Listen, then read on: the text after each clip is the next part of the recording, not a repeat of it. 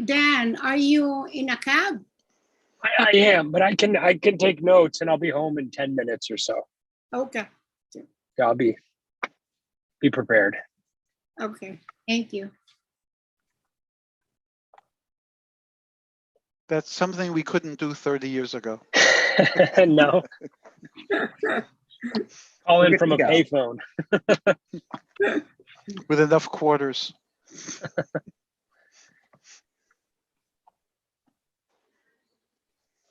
We are good to go.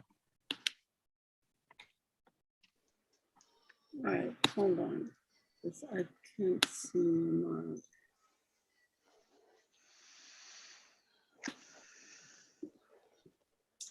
Okay, so good evening, everyone. Welcome to the June 10, 2021 meeting of the Community Board Health and Human Services Committee. My name is LV Barroso and I'm the chair of the committee. This meeting is called to order at 6:36 p.m. Tonight, we are joined by Community Associate Brendan Bird. Members of the public, you can raise any questions or comments that you have through the Q&A feature of Zoom. If there is time, following the committee's discussion, we will field questions from the public. Dan Devine has volunteered to take minutes tonight. Thank you, Dan. So we will now take attendance by roll call. Brandon will conduct the roll call. Okay, committee members, I will call your name and you will unmute yourselves. When your name is called, please say present. I will announce if there is quorum. Marty Barrett. Present. LV Barroso. Present. Dan Devine. Present. Rich Mintz. Present. Anju Suresh. Present. And I see that Ronnie is not here yet. So we have quorum. Ronnie emailed me that he cannot come. Ronnie can't come? Okay, duly noted. And Raj also can't come, but we still have quorum. Okay. The agenda for tonight's meeting was distributed ahead of time by the board office and is reflected on the screen before you. If there is no objection, we will adopt the agenda. Members of the committee, if you object to adopting the agenda, you may raise your hand through Zoom.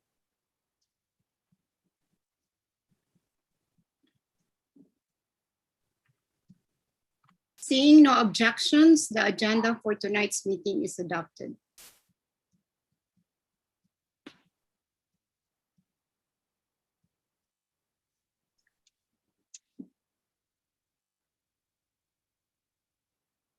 The minutes from the May 13th meeting was distributed ahead of time by the board office. If there is no objection, we will adopt the minutes as drafted. Members of the committee, if you object adopting the minutes, you may raise your hand through the Zoom.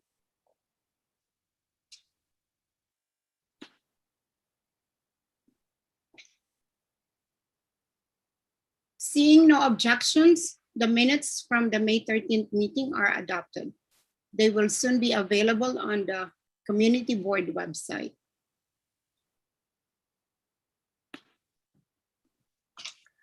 In order to conduct an efficient meeting, let's observe a few ground rules. No one may speak until granted the floor.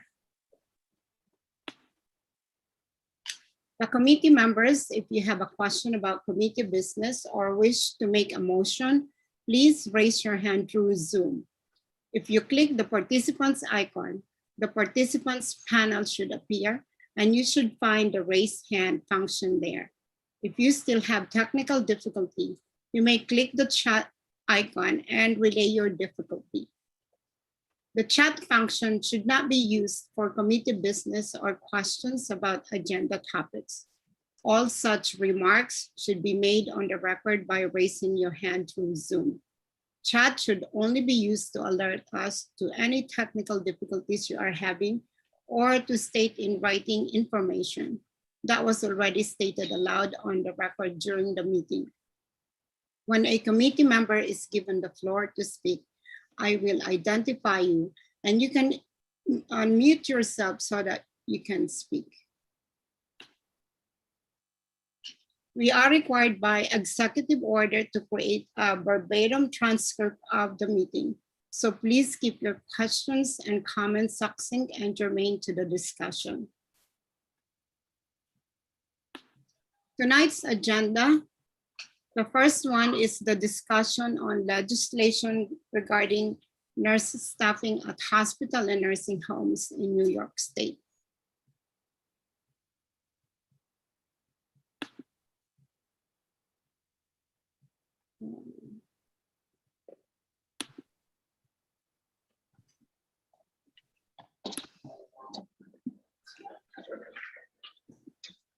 Well, I'm gonna share my screen.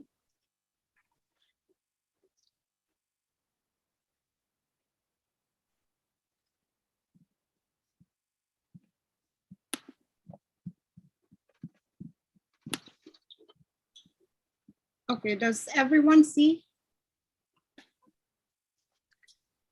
Okay, Yes. so, all right, so this is the hospital and the nursing home staffing bill. So for the hospital staffing committee bill, we have the A108B / S11681. And this was given to members. Brandon, isn't it? Can you say that again, please? This was distributed to members? This is the, what do you call it? The petition, correct? Right, the two bills. Yes. One, the I actually hospital sent- and nursing I- home. I actually sent a number of things to the committee, this being one of them. I Okay, sent a few other materials as well. so, okay, so this is the hospital and this is the nursing home. So both of these had been passed in the Assembly and Senate and have yet to be signed by Governor Cuomo. So once signed, it can go into effect on January 1, 2022, and penalties will not be assessed against nursing home until April 2022. So these new laws will give nurses the tools they need to advocate for their patients and bring more accountability and transparency to our healthcare system. So I think this is what we need to do. We should probably discuss the arguments in favor of this legislation and if we need to write a wrestle. Not Marty?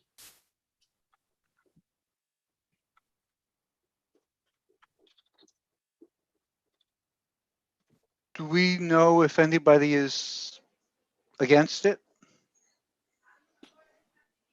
I can somewhat answer that question. It's Brendan again. So one of the other things I circulated around was a memo on the state staffing issue from fall of 2018. 2018. And there was some opposition to the nurse to patient ratio mandates from both NYU and from Mount Sinai. A Right. couple of caveats I offer are that number one, the memo was from before the pandemic, so I do not know how, if at all, the pandemic may have changed attitudes Right. with regards to this issue. The other caveat I offer is that at least in fall 2018, NYU, the people at NYU Langone seemed supportive of the hospital staffing committees, which is actually one of the bills. But once again, I offer the caveat that I am not sure how COVID has changed attitudes from either NYU or Mount Sinai, and if so, how? So as far as I remember, when I met with the director of nursing at NYU in 2018, they were not very supportive of this bill because NYU does not have any shortage when it comes to nurses. So they were not very supportive of this because they want their nurses to have autonomy when it comes to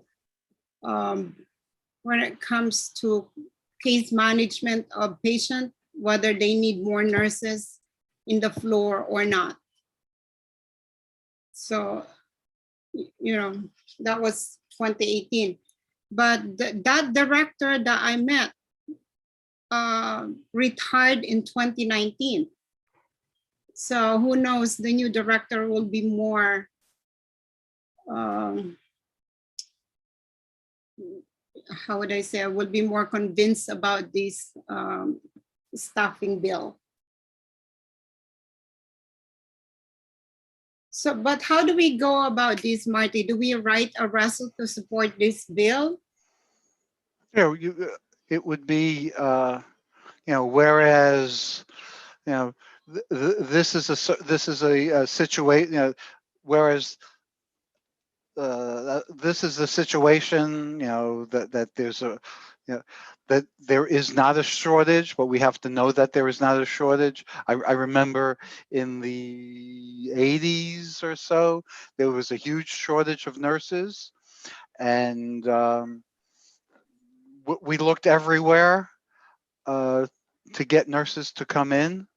70s and 80s, we were offering all sorts of bonuses from for people in different countries. I remember, in the 70s, I dated a few nurses from the Philippines. That was particularly a place where New York was looking to bring nurses in.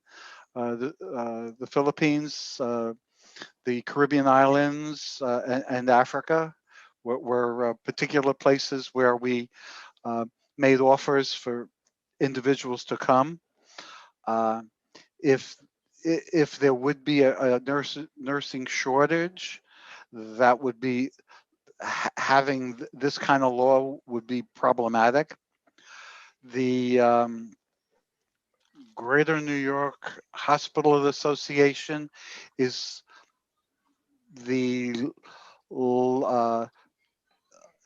is an organization that spends the most on lobbying Albany.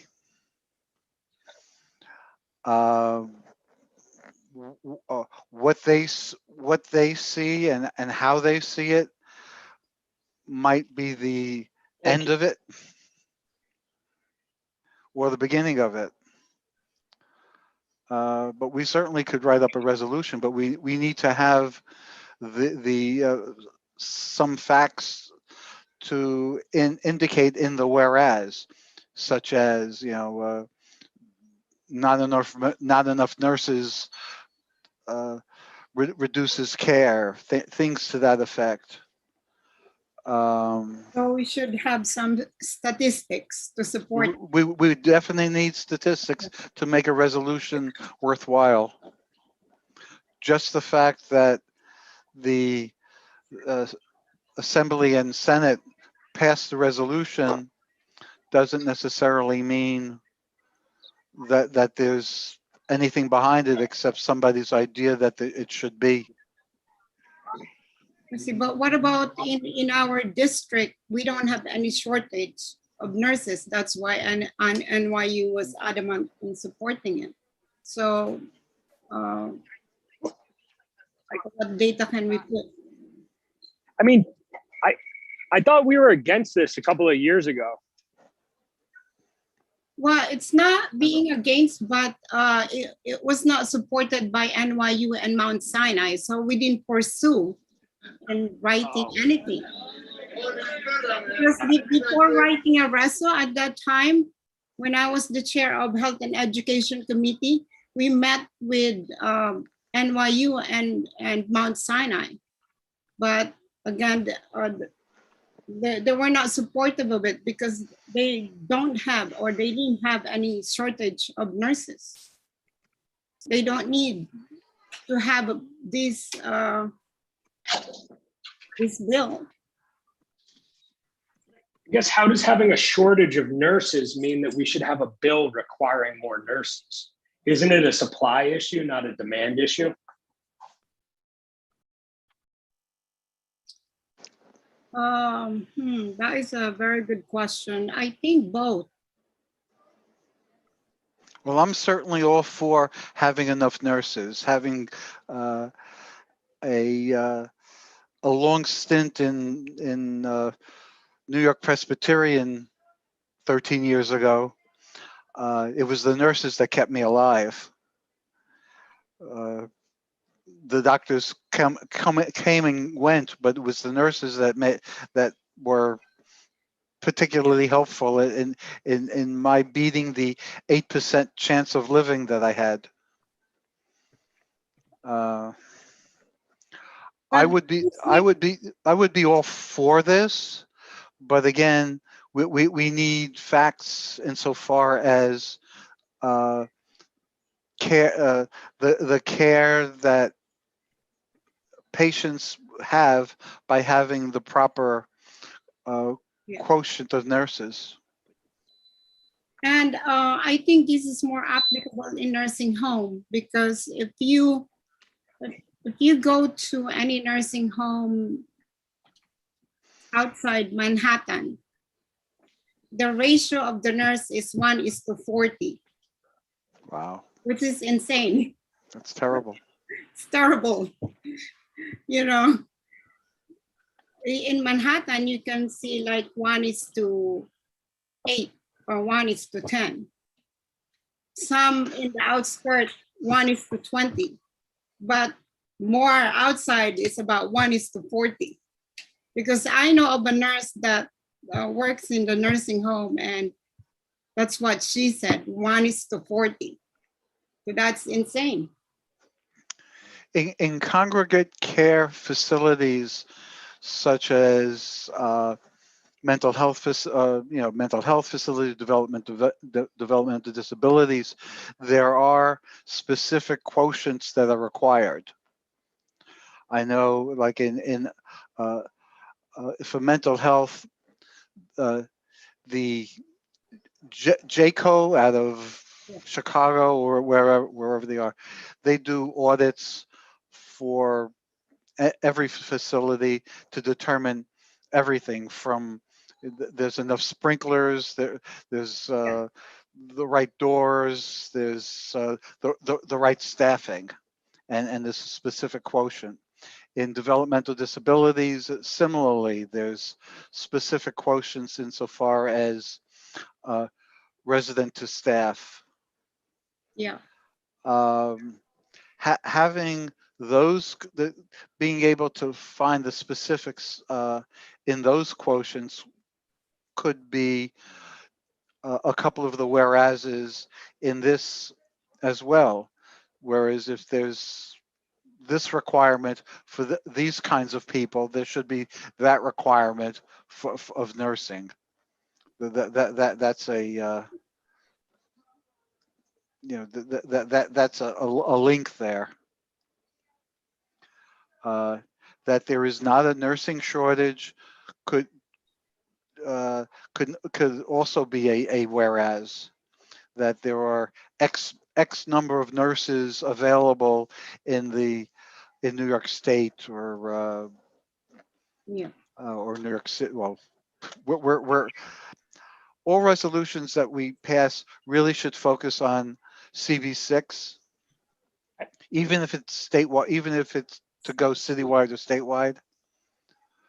LB, I guess I have a question about when you did speak with, the representatives from Langone and whomever else you spoke with, did why were they against it? They said basically they don't have a nursing shortage, but then why would they specifically be against it? Because they wanted their nurses to have autonomy, to make decision whether they need staffing or not. They Got don't want to be dictated by this bill. Got it. And I mean, I guess my question generally to the committee, and it's sort of rhetorical, but then everybody can certainly answer if they want, is do we believe that NYU and Cornell and, you know, Columbia Presbyterian, et cetera, have an issue with the quality of their care relative to the nurses? And the reason why I ask that is because I know, you know, I have many clients who move into the city as they get older, precisely because of the high level of care that they foresee being able to have at, you know, some of the world's most premier institutions. So if this isn't a problem with the current staffing, and NYU and other places are saying that they want their nurses to have more autonomy, my big fear is that we'll be taking away the autonomy from the nurses being able to say, okay, this patient or this floor needs more help, versus say somebody, you know, at a very kind of low level nursing home where there isn't a lot of care that needs to be given.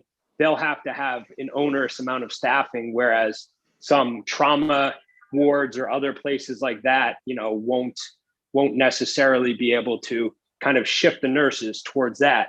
And I guess ultimately the big thing is, obviously the hospitals want to keep costs down, as do the patients, as do basically the taxpayers. So if we force, they're going to want to continue to keep those you know, those dollar amounts down. So if we force them to basically spread out the amount of nurses across all different areas, I think potentially it could actually lead to a worse quality of care for the patients who need it the most, precisely because the hospitals don't want to pay more, the consumers don't want to have to pay more, the government doesn't want to have to pay more, and therefore they're going to basically be spreading out more or less the same amount of staff across different areas, thereby driving down, you know, the help to those who need it the most. So in short, I mean, unless somebody has a better understanding of this than I do, I'm totally against this.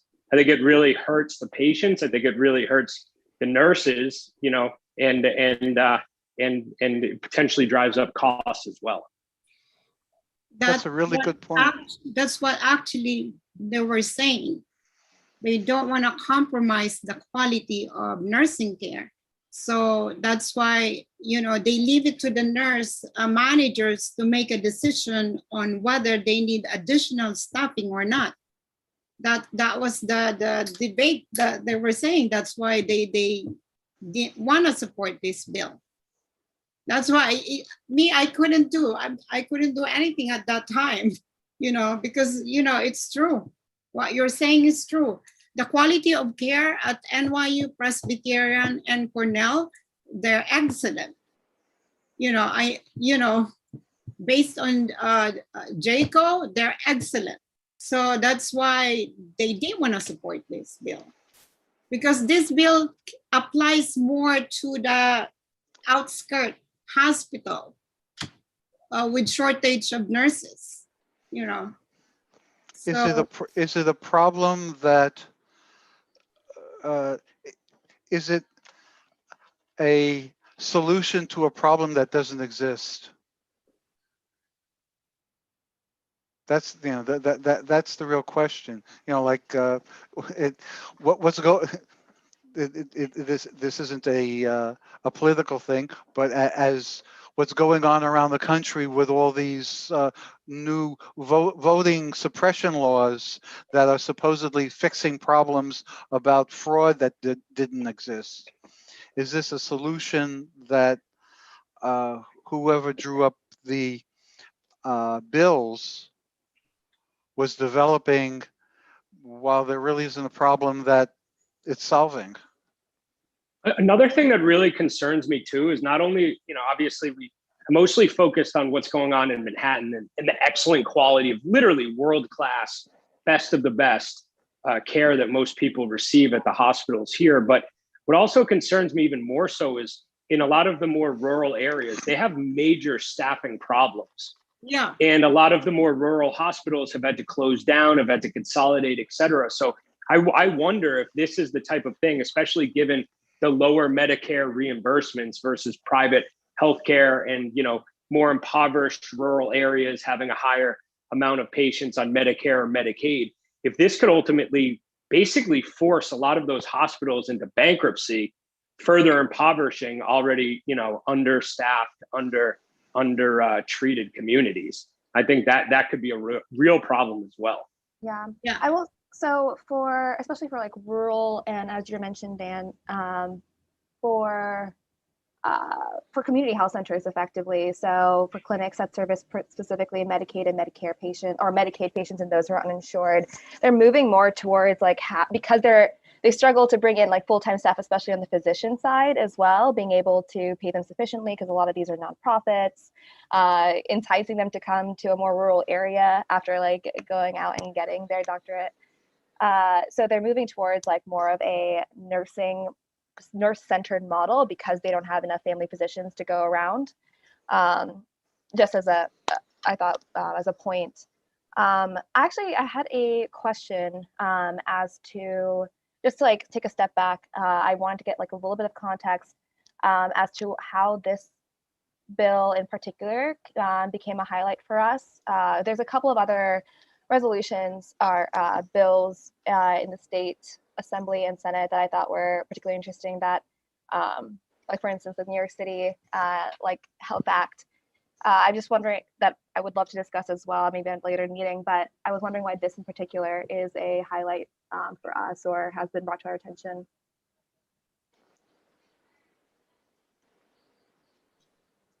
Just to get some context. I think it's because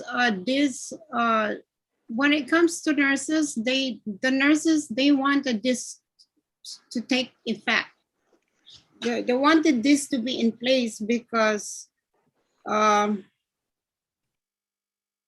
again, it's just us that it's not affected, but majority of the hospitals in rural areas and in those outskirts are affected by this. So it's the majority that is affected. That's why nurses really would like this to be in place. It's just that in our district, we are in a district with this high quality hospital, excellent hospital. But, this does not represent the entire nation. It's more of a problem than not.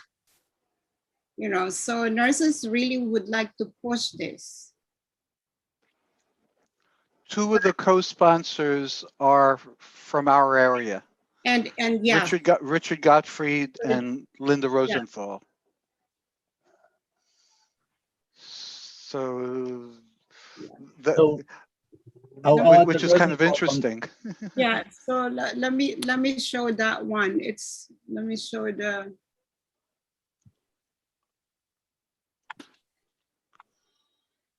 See the. Can everyone see it? If I don't see anything. No. I don't see anything either. Hold on. Let me share again.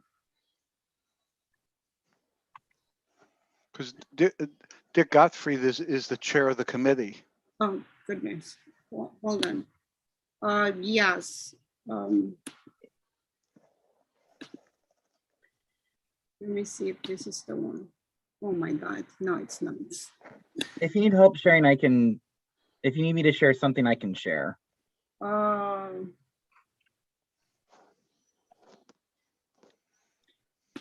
I have this one, Brandon, can you see it?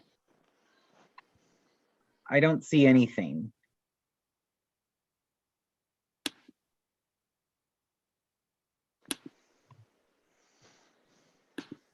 It's. No, I don't know why it's not coming out. It did for a second, actually, LV. You did? For a second, then it flashed popped out. up and then gone. Mm-hmm.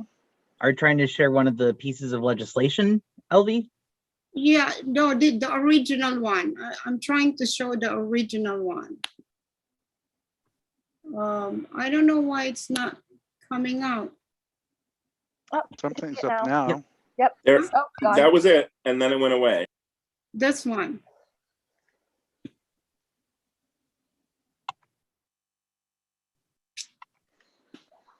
I can also share if you're having trouble, LB. I have the same document on me. The original one? Yes. Right. I Okay. think it's the original one, It's up. but it's up now. This one? We can see it, Albie, on your screen. So yeah, this is the original one that was introduced by Gunther and Godfrey and Rosenthal. Oh, I don't know why it's again. Oh, I don't know, Brandon. I lost it. Are you trying to share the bill itself? Yeah, the Because bill. if so, I can share it because it also looked like you were sharing a version of the bill from a previous session, the 2019-2020 session, while we're in the Yeah. Okay. 2021-22 session. I can. I just posted the link on in the chat as well. It's Yeah, coming. so I can share that bill if you just give me a moment. It's different from the links I had ready, but that's fine. So Here we go. yes, that's the one.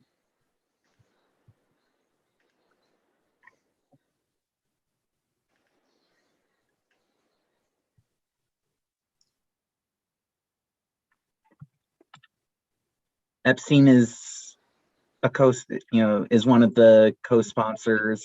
Right. Court is also a co-sponsor. And obviously Gottfried. Yeah.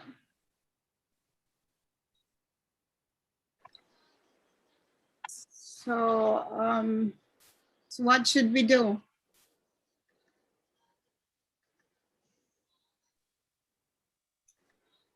Does anybody know, is there any indication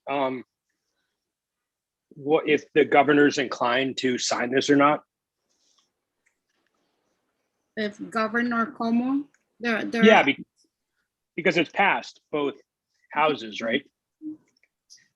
That is For correct. It has passed the Assembly city and as state. well as the Senate. So if CB6 were to decide to pass a resolution supporting this, which obviously that's the decision of the committee, I would guess that the resolution would be asking the governor to sign it into law, since the Assembly and Senate have already passed it. Yeah. Yeah.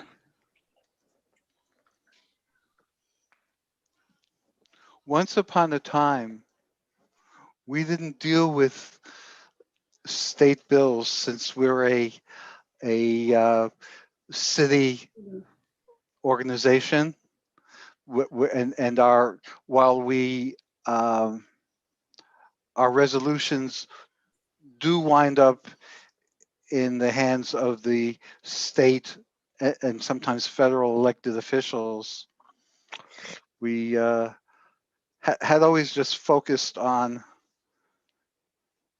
local issues. I would like to hear from Gottfried's office why they came up with it.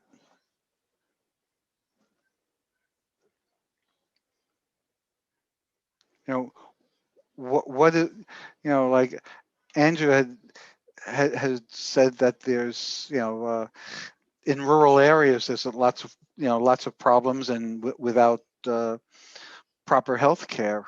You know, she's absolutely right. And Dan said by forcing them to have more staff, you're going to have more facilities close. Yeah. Yeah. It's a conundrum.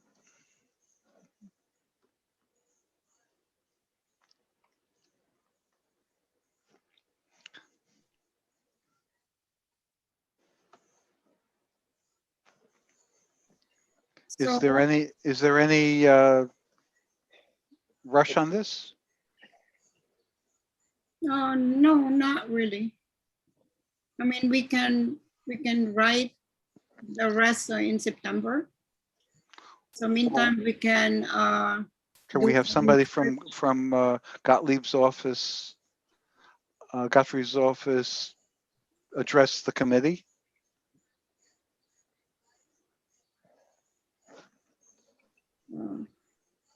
Brendan, how do we communicate with the office of Godfrey? The office has contacts with Assemblymember Gottfried's office. So if the committee is interested in hearing from Gottfried's office on this, then we can reach out to them. That is not a problem for us. Okay, that's great. So that's not a problem at all.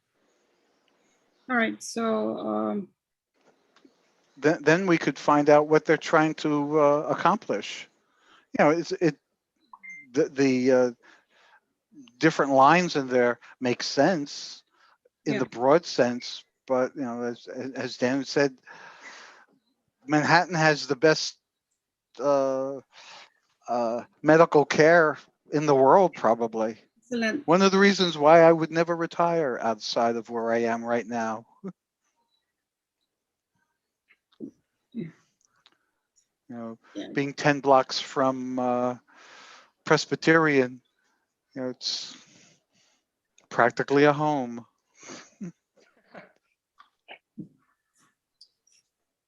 Yep.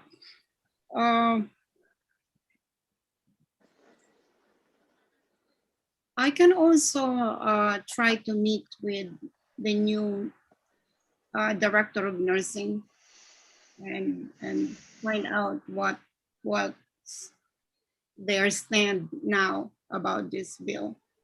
And maybe they could come visit the committee as well. Yeah. We could have a little forum Yeah. in regards to nursing care. I know that I would imagine that the nursing homes would not be pleased with this. Some of the nursing home, but some will be. Yeah. So Brandon, is it possible to meet again with the director of nursing at NYU? There's a new director. I don't know who that new director is, but with our intergov contacts at NYU, Yeah. I'm sure there's something we can make possible. Okay, so we can probably do that before September. So we can make a decision on what to do when September comes. Any other suggestion from the committee? Do we have an appointee to the Bellevue CAG? Right now, during my time, it was Rich. Yeah, I attend when I get invited. It's been pretty quiet. I think the last time was several months ago. Yeah. They used to meet And monthly. I do have a question too about this bill. I'd love to see the breakdown of who was for it, who was against it, and then understand a better sense of their geographic representation. I don't want to read too far into this, but this seems like it might be a really, really well-intentioned idea, that there might be a little bit of a geographic lack of understanding, where people downstate in really well-staffed, well-run, in the black hospitals and nursing homes and facilities might be looking to dictate towards those that they might not have as much familiarity with. So I just think getting a better sense again of the geographic breakdown of who is for and who is against that might better inform us. And then just one other thing, I mean, I don't know how much influence we'd be able to have over the governor, but when was this bill passed? And then generally speaking, how does he decide when to sign or veto bills? In other words, is there any sense of urgency around it? Is it usually something that happens?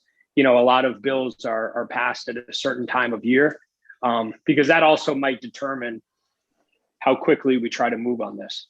But it was stated that if it's signed by Governor Cuomo, it will take effect in January of 2022, and penalties will start in April of 2022.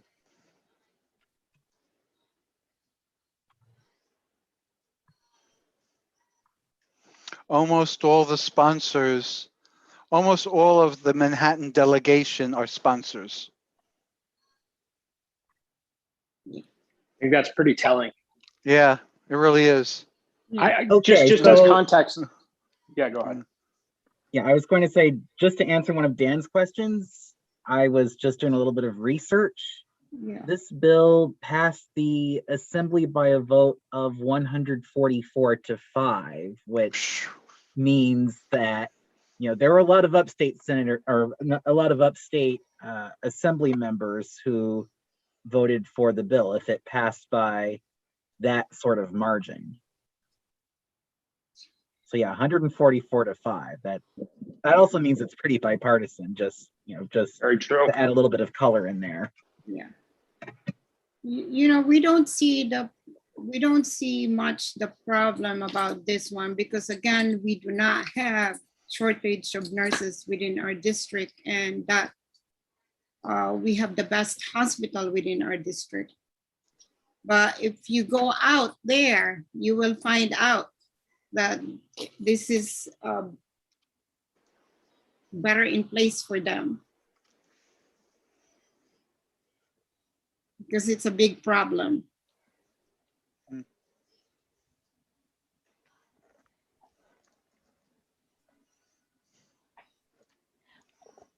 Sorry, I'm like trying to read through the bill right now to understand. Is there any additional funding that these hospitals or clinics would receive in being able to meet the minimum? Or I guess that's something the commission would decide. It doesn't look like there's any funding included. Yeah. No. I'm not It's another regulation that the hospitals would have to afford. Mm. Yeah.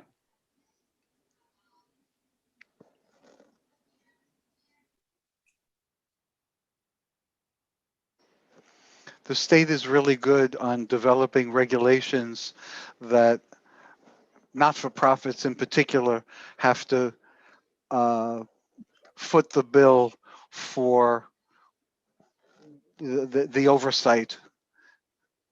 In a prior place that I worked, I had figured that 40% of my accounting budget was to deal with regulations. 40%.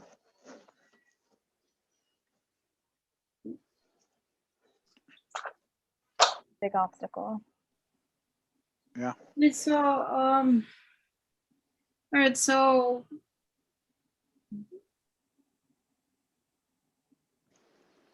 Let's table it for now and to get more information.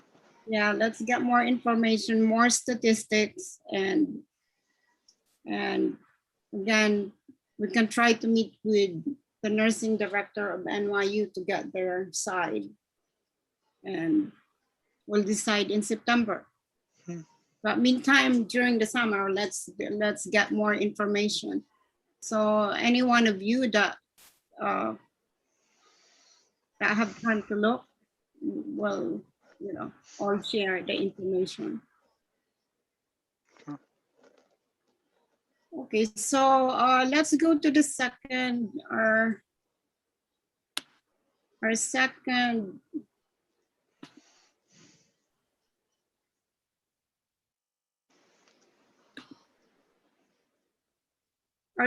agenda is the discussion on plans for the CB6 NYU Langone Healthy Living Series. So I wanna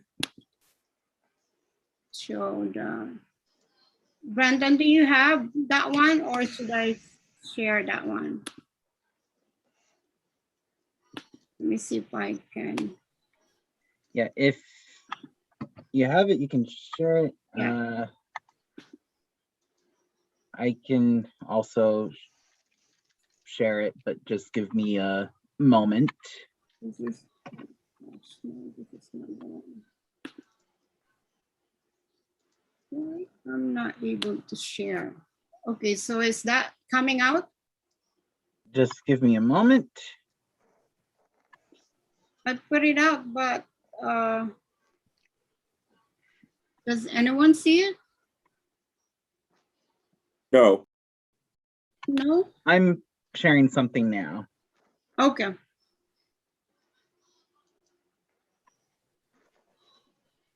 But okay, so Brandon, I already changed that one.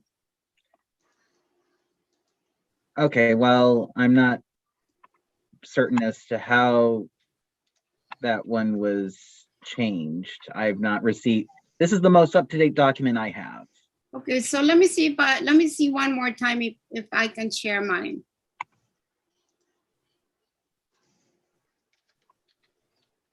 Share.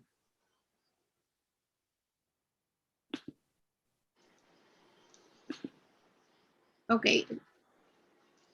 Can you see it? Can everyone see it? Yeah. Yes. Yep. Okay.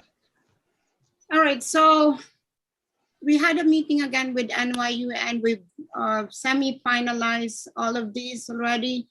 So the title is going to be Series on Healthy Living in the Community, presented by CB6 and NYU Langone Health.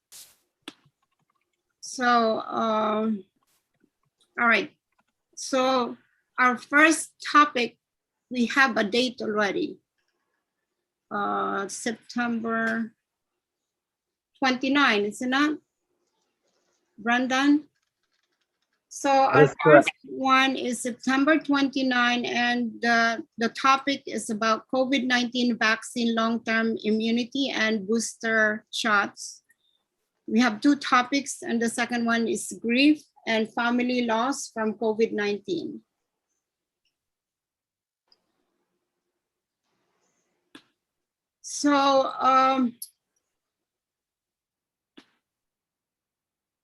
So we've decided that during the day of the webinar, so CB6 will do the welcome and NYU will present the speakers because the speakers are coming from NYU. And I would like members of our committee to be the moderator. So I would like each one of you to choose which of these topics you would like to moderate.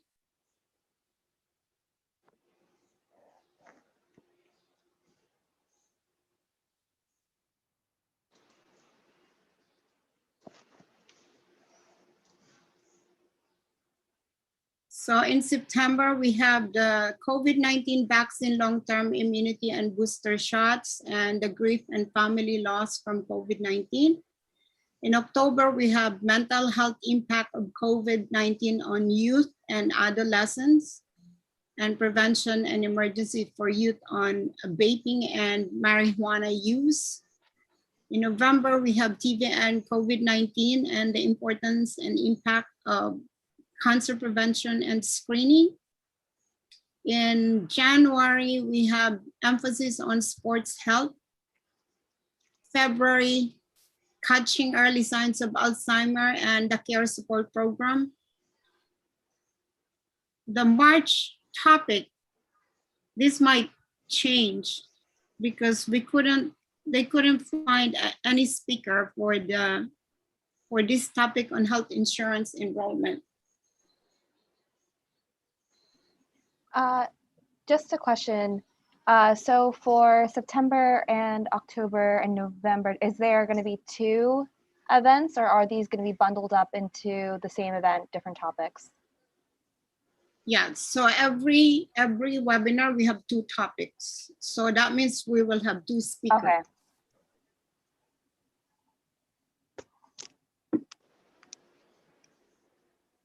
I'm flexible, but I am happy to volunteer for the mental health impact of COVID-19 on youth and adolescents. Okay, great. I was actually thinking of you to do that. Being a youth, And the topic I'm most interested in is number 6. But if you need to slot me in for something sooner than March, I can do it. And I'll do the February. Martin, Hopefully by then I won't have Alzheimer's. all right, so who's gonna do the September? So the role of the moderator is just like if they have questions from the public, you know, you're moderating the Q&A. Actually, I could do the September one. My organization is working with Einstein in the Bronx on a program where we're trying to get people vaccinated. It's VaxFax. I'm not really involved with it except to collect the $3,000 a month that we're getting paid from them to coordinate our end. So But, Martin, I'm gonna put you in September, and October is Andrew. Dan, which one do you wanna do?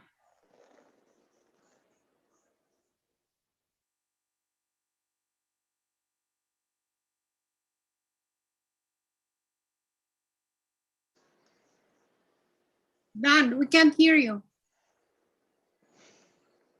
I said Anju took the good one. I'll do November. All right, so you'll do November. That's good.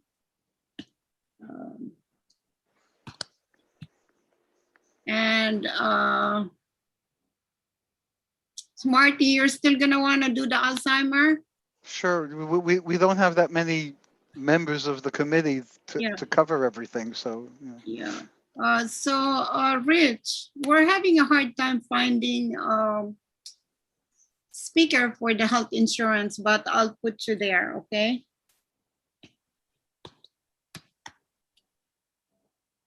Okay. And what about the sports? We'll probably put I nominate Ronnie. Ronnie? Yeah, invariably anyone who doesn't attend a meeting gets picked on for Ronnie something. or Raj? Oh, Raj, yeah, sure. Ronnie or Raj? Okay, great. All right.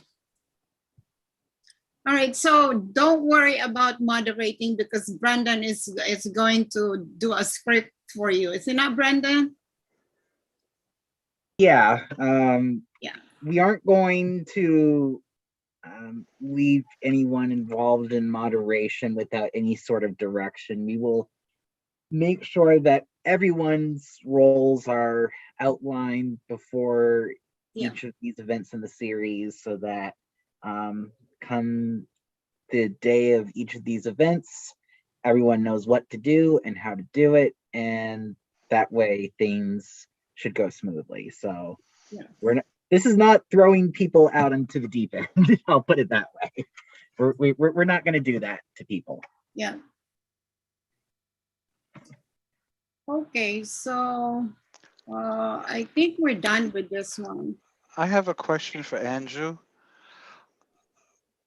Andrew. What kind of investment does your organization do? Yeah, so I work for a community development financial institution, a nonprofit that invests in community health centers, actually, with a focus more recently, actually, on the behavioral health impact of COVID-19. But just more generally investing in federally qualified health centers as well as behavioral health organizations. So community clinics, for instance. Mm-hmm. Yeah, that's great. Yeah, that's interesting. Certainly well needed. You know, there's too many areas within New York City itself that do not have good health care. Yeah. we're blessed to have Hospital Row, and just north of us, I'm in the north part. We have Presbyterian and Rockefeller and MSK. Yeah. We probably have more doctors than anywhere else in the world. Yeah. Yet, there's areas of Brooklyn and Staten Island and the Bronx that not. Yep. Yeah. Yeah. No, it's a small world. Actually, Kyle's mom works for one of the clinics that we invest in as well. It's up in the Bronx. Yeah, and that's one of the things we talk about is just like the lack of staffing. But it comes with like these health centers also not being able to, not having obviously being as financially resourced. But yeah. I know the clinics that are associated with the organizations that are members of my organization who specialize in patients with developmental disabilities. They are totally underfunded, and every year are in the red. And no matter what comes out of Albany, more regulations and less dollars for them. Should I direct them to you? I mean, if we can give them financing support, would love to. Yeah, no, it's and a lot of it's just like dependent on like how the Medicaid benefit rolls out and what is covered under Medicaid for the state. I'm still learning a lot about it. Sure. Thank you. Yeah. It would be a good topic for the committee to deal with. Yeah, for sure. I mean, so the New York City Health Act, as I thought, was pretty interesting. It didn't even make it onto the floor to be voted on in either the state or the Senate or the Assembly this time around. But there's a huge campaign around that, and that's to essentially like expand health insurance coverage. So something we can probably discuss once this comes up again this year or next year, really, for the next legislative session. You could use this committee as a platform. And I would love to. And then we could have a resolution and pass it along. Yeah. Important. There's also, sorry, we're like, I know we're kind of on a tangent. So because the Congress brought earmark appropriations back this year, I think it would be interesting for us to go through to see if there's any health-related bills or health-related requests in that in those earmark proposals. They're all like publicly listed. If there's any that we would want to like write a resolution in support of, what our Congress people will be looking at is to see if like community boards in their cities have like support for these projects when determining whether they receive funding or not. So something I think we can make a lot of impact on. Just an idea. Sounds terrific. Yeah. All right, so the flyer for this one will be out in July, because the draft will be on June 22nd, and hopefully we have them in place by the end of June, and so we can advertise already by July. Great. Okay. I think that's it. So I do not have any report. So we will not meet in July and August. So have a great summer, everyone. And I'll see you in September. Terrific. Thank you so much. Anybody else have anyone to bring up anything?